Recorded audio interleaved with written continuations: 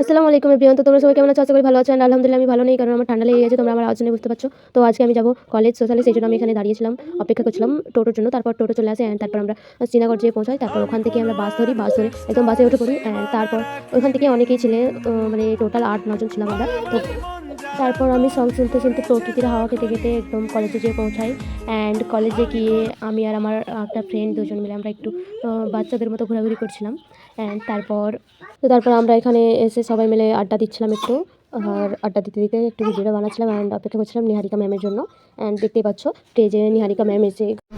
তো দেখো গাইস, যাকে আমি ফোনে দেখতাম সে আমার সামনে। গাইস বলে বোঝাতে পারবো না, আমি এতটা খুশি যে আমি এতটা সামনে থেকে আমি মানে ম্যামকে দেখতে পারবো। Thank you so much ma'am. ম্যামের ভয়েসটা মাশাআল্লাহ অনেক সুন্দর, তোমরা শোনো বুঝতে পারবে। আর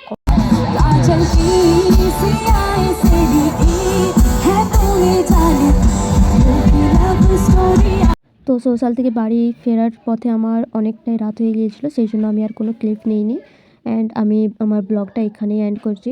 আর শেষ পর্যন্ত যদি কেউ দেখে থাকো আমার ভিডিওটা, অবশ্যই like, comment, share and follow করে আমার পাশে থাকবেন। ধন্যবাদ।